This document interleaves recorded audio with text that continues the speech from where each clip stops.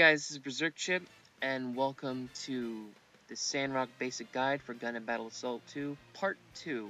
If you haven't seen Part 1, I'm going to put a link in the description and watch that first because that's where I go over all of his normal, special, and super moves.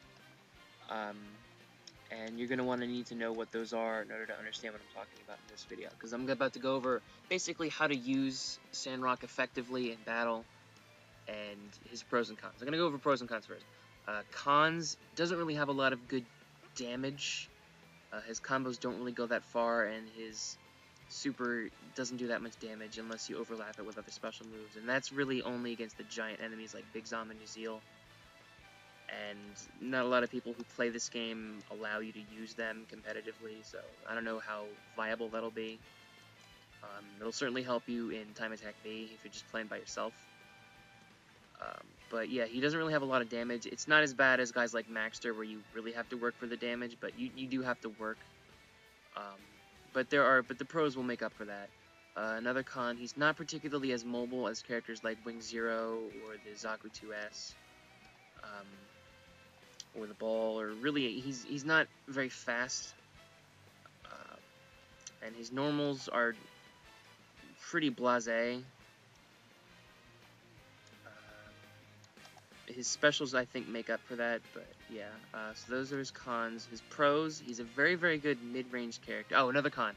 I forgot to mention, he's very not so good long range. He only has two specials that hit long range, his super and his machine guns, both of which can run out. They have ammo, so you can, and you're going to end up using the machine guns a lot mid-range more than long range, so you have to be very careful.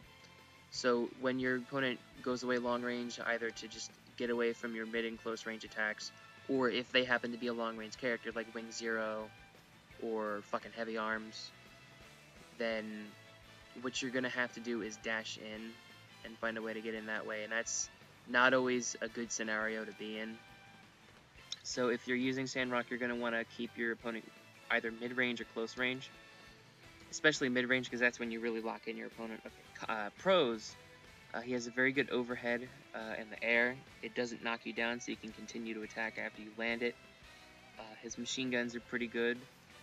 His specials are excellent, especially in mid-range. He has a pretty tricky super if you know how to use it right. He has a fantastic unblockable called Xolo Hunt. It's very good mid-range, because it's a lunging attack. It does pretty decent damage for an unblockable, and don't quote me on this, but I think it eats bullets too. I know for a fact that a super eats bullets. I showed you that in part 1. Alright, so I'm going to talk about some stuff. I showed you the basic combo, where you use Xolo Toss, the one where he throws one forward, and then as the opponent is being stunned by that, you run in and do punch, kick, strong kick, and then Xolo flip. There's not really much variation to that. You can, if you want, you can do Xolo Hunt as you land, and that will do a little bit of extra damage. And if it's mid-screen, you'll go behind the opponent, it's never not a good thing. Corner, it's not quite as good, like right here. I don't know if the audio syncs, but whatever. Really, mid-range is the way to go for Sandrock, and that's going to be, you're going to be using your machine guns a lot. You're going to be interchanging Xolo Toss and machine guns, especially if your opponent is blocking. If they block too much, you can just use Xolo Hunt. It's pretty fast. I would use Xolo Hunt after Xolo Toss, because your opponent will still be in hit stun and they won't have much time to escape. And then if you accidentally push your opponent long range, you can use Xolo Throw for a little bit of mind game and dash in, or you can just run in and use Xolo Toss really quickly. You have to be careful, because you may end up doing Xolo Hunt by accident, which isn't necessarily a bad thing either, because it's an unblockable, you know. But yeah, you're going to end up using your machine guns and your Xolo Toss a lot, so be careful about the ammo that you use. Usually ammo isn't that big of a problem, especially in higher level, as long as you're using it for combos and stuff.